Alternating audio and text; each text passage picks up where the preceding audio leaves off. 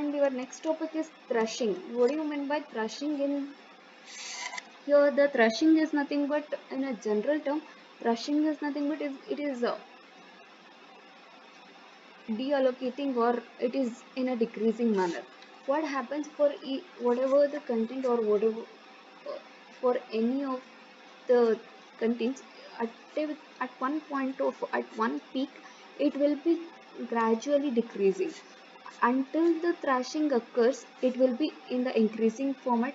It means here in this diagram you can see that the x-axis is representing the degree of multi-programming. If you are increasing the degree of multi-programming, for example, in a single process, if you are allocating a single for a single processor, if you are allocating only one process, means it may be the processor utilization will be very poor.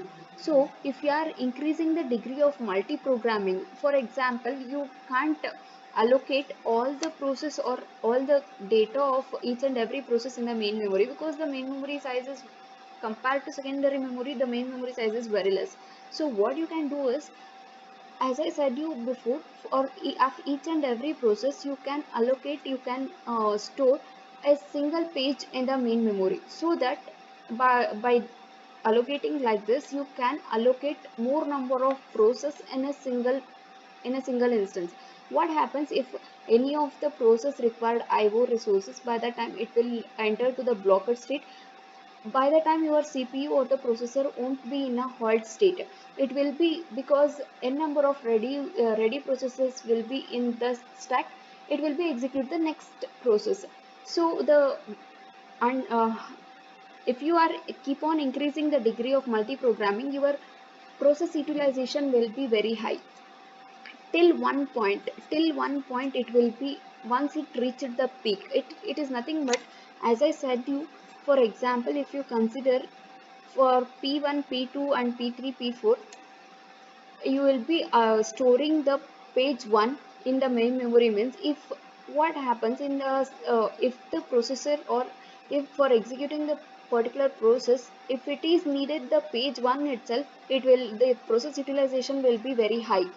If the process is required for page 2, means by that time it will be occurred as a page fault. If the page fault is increased by what happens, the process utilization is going to decrease. So at one peak, till a point, it will keep on increasing the process utilization when you are increasing the degree of multi-programming. Once it reaches the peak, it is going to degrade. It is nothing but it is going to decrease the values. So that point you will call it as a thrashing is nothing but it is going to decreasing, or from that it the value will get fall down.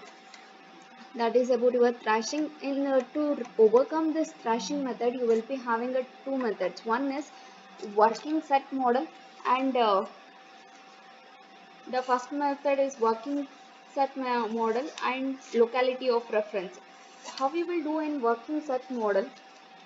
In working set model is proposed by a person called as Peter Dunning to prevent the thrashing process. So we define that in this diagram you can see that the working set of information W is equal to T comma pi of a process at a time t to be the collection of information referenced by the process during the process time interval t minus pi comma t. That is what depicted in the show working model. And next is here, pi is the working set parameter, the element of w of t or the pages, but they can be anything else used by a processor. This is about your working set model. How to solve the problem in your working set model? As I said you, until you are increasing the value, keep on increasing the multi-programming concept, means it will be keep on increasing the process utilization.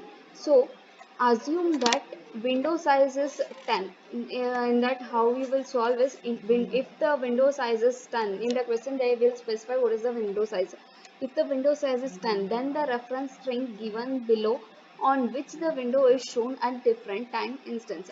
So here window size is 10 means here they have taken the reference string as a 20 values. So for the first 10 value, so for the first value what they have taken is first 10 values as a T1 and next 10 values as a T2. For the next in between the third value or for the third time instance what I have taken 5 from the T1 and 5 from the T2. That will become your work time for T3. That is about your working set model. And the last topic in this module is locality of reference. The locality of reference is also known as the principle of locality. Many applications continually reference large amounts of data. The locality of reference is observed that an application does not access all of its data at once with equal probability. Instead, it accesses only a small portion of it at any given time. There are two basic types of reference locality. First one is temporal locality and spatial locality. The temporal locality is nothing but is a locality over time. If at one point in time a particular memory location is referenced, then it is likely that the same location will be referenced again in the near future, in the near further. But the spatial locality is if a particular memory location is referenced at a particular time, then it is likely that the nearby memory location will be referenced in a near further. That is the general definition for your temporal locality and the spatial locality. And this is the end of your module 4 chapter 1. Please go through the topics, try to solve more problems on the page replacement algorithm. It is very important. And go through the theory topics. If you get any doubts, revert me back. Thank you.